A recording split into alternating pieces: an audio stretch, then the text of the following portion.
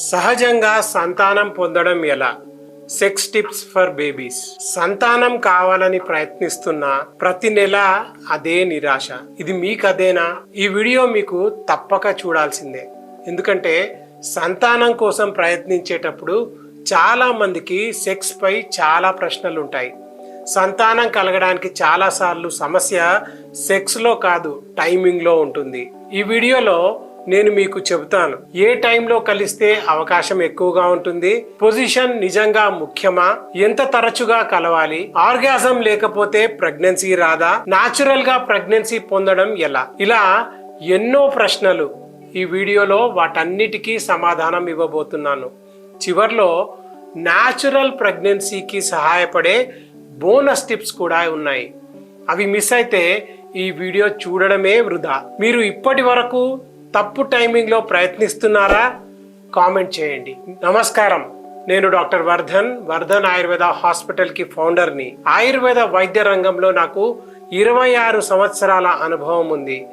Male sexual problems, female sexual problems, male and female fertility ట్రీట్మెంట్లో తెలంగాణ, ఆంధ్రప్రదేశ్ రాష్ట్రాల్లో 96% success rate కలిగిన ఏకైక ఆయుర్వేద సంస్థ మా వర్ధన్ ఆయుర్వేద హాస్పిటల్. మీరు చూస్తున్న ఈ వీడియో సంతానం కోసం ప్రయత్నించే ప్రతి దంపతుల మనస్సులో ఉన్న అసలైన సందేహాలకు సమాధానం.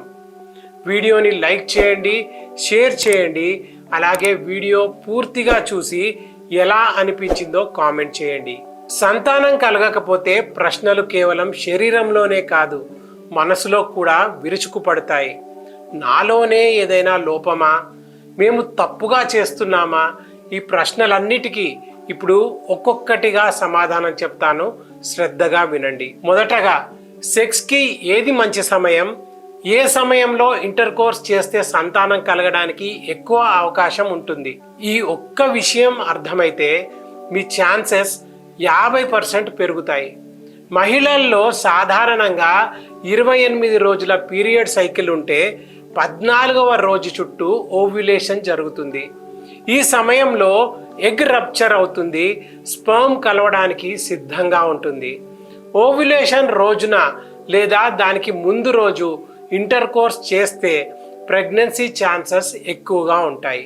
బాగానే ఉంది డాక్టర్ గారు, కానీ ఓవ్యులేషన్ టైం ఇది అని మాకు ఎలా తెలుస్తుంది? ఎస్, ఇది చాలా కామన్ డౌట్. తెలుసుకోవచ్చు. ఓవ్యులేషన్ సమయంలో వెజైనల్ డిశ్చార్జ్ తెల్లగా, జిగురులాగా, ఎగ్ వైట్ లా ఎక్కువగా కనిపిస్తూ వస్తుంది. కొంతమందికి కింది పొట్ట భాగంలో ఒకవైపు కొంచెం నొప్పిగా కూడా అనిపిస్తుంది. బాడీ టెంపరేచర్ కొంచెం పెరుగుతుంది. రెగ్యులర్ సైకిల్ ఉన్నవాళ్ళు క్యాలెండర్ ట్రాక్ చేయవచ్చు.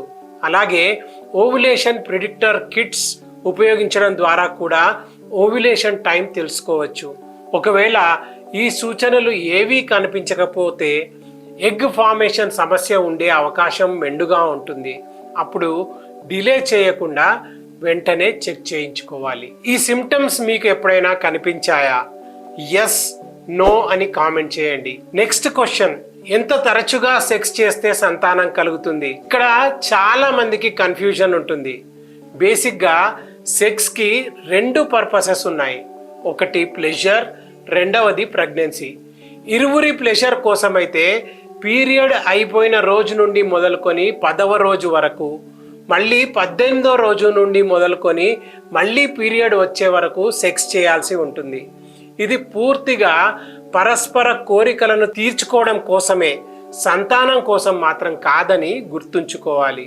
ప్రెగ్నెన్సీ కోసమైతే ఫర్టైల్ పీరియడ్ యూజువల్గా 10వ రోజు నుండి 17వ రోజులో రోజుకి 1 లేదా రోజుకు 2 సార్లు కలిస్తే అది సరిపోతుంది. అలా రెగ్యులర్గా కలుస్తుంటే స్పర్మ్ ఎగ్తో కలిసి ప్రెగ్నెన్సీ కలిగే ఛాన్సెస్ పెంచుతుంది. అయితే స్పర్మ్ కౌంట్ తక్కువగా ఉన్న కొంతమంది రోజు కలవలేకపోతారు. ఒకవేళ కలిసిన వారి స్పర్మ్ ఎగ్ను రీచ్ అవ్వదు.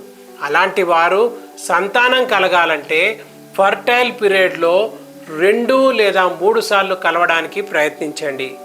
Quality matters more than quantity.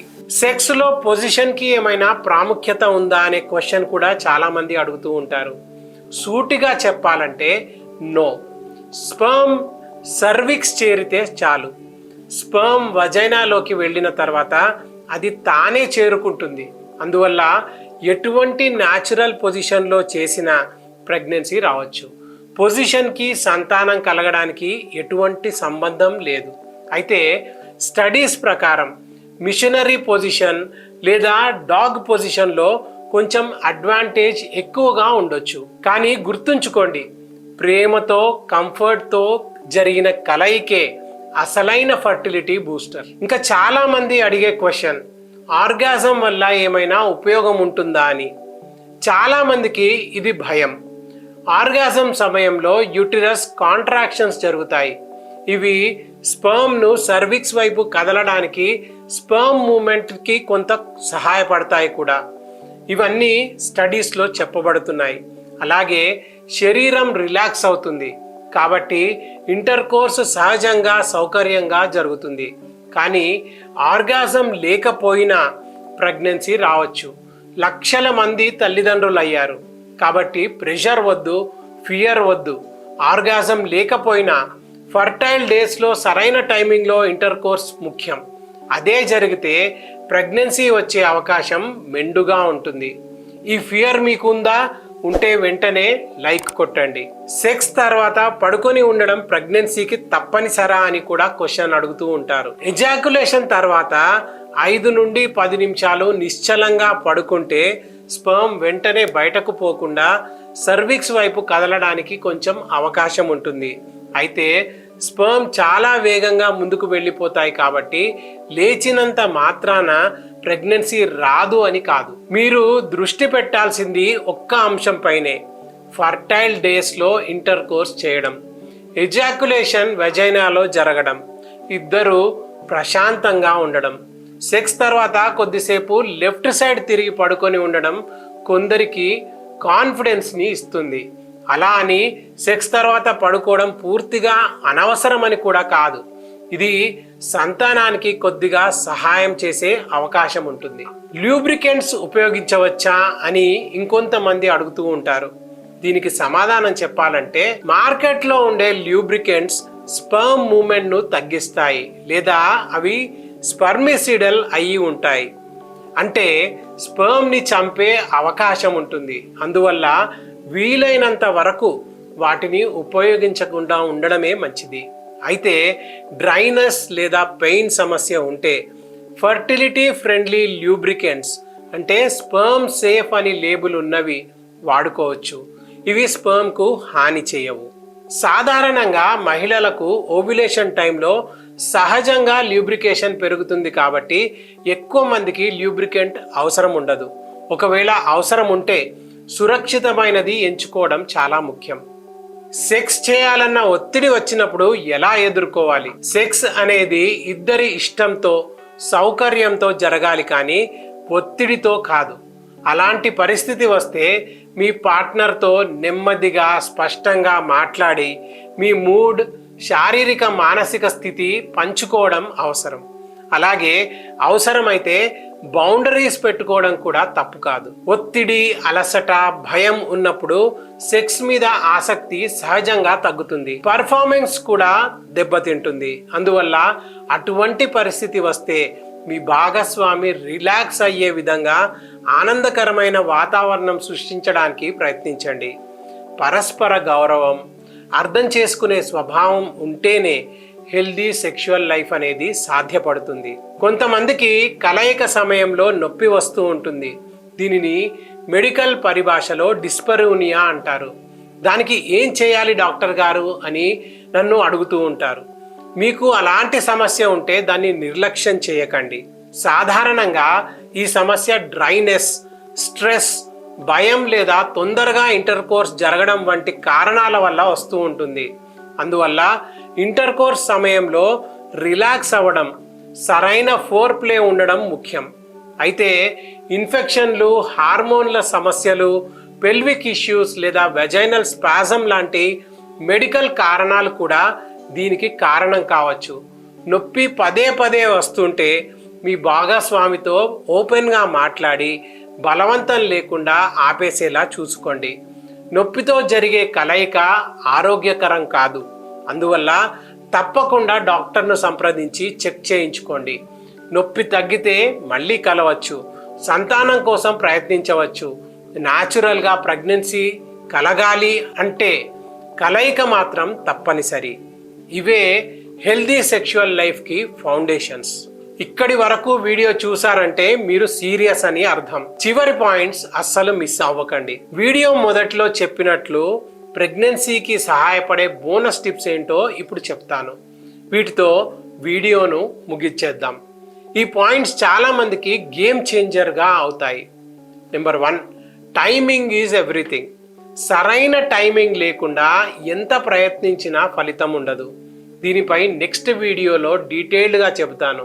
దీనిపై వీడియో కావాలంటే ఐ వాంట్ అని టైప్ చేయండి. నెంబర్ 2, పొజిషన్ కాదు కనెక్షన్ ముఖ్యం.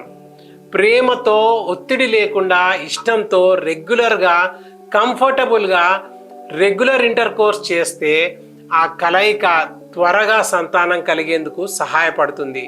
ఇది న్యాచురల్ ప్రెగ్నెన్సీకి బలమైన ఆధారం. ఫర్టిలిటీ పీరియడ్ తెలుసుకొని ప్రెగ్నెన్సీకి ప్రయత్నిస్తే తప్పకుండా సంతానం కలుగుతుంది. ఒకవేళ అలా చేసిన 6 నుండి 12 నెలలు ప్రయత్నించిన సంతానం కలగట్లేదు అంటే మాత్రం ఆలస్యం చేయకుండా వెంటనే డాక్టర్ను కన్సల్ట్ అవ్వడం చాలా మంచిది. వీలైతే మీరు నన్ను కూడా కన్సల్ట్ అవ్వచ్చు. మా వర్ధన్ ఆయుర్వేద హాస్పిటల్కు ఆయుర్వేద వైద్యంలో 26 ఏళ్లకు పైగా అనుభవం ఉంది. మేల్ అండ్ ఫీమేల్ ఫర్టిలిటీ ట్రీట్మెంట్స్లో 96% సక్సెస్ రేట్ కలిగిన ఆయుర్వేద సంస్థ మాది. ఆంధ్రప్రదేశ్, తెలంగాణ 2 రాష్ట్రాల్లో మాకు 5 బ్రాంచెస్ ఉన్నాయి. వాటిలో అత్యంత అనుభవజ్ఞులైన డాక్టర్లు, సిబ్బంది నిత్యం ఎంతోమంది పేషెంట్స్కి సేవలు అందిస్తున్నారు.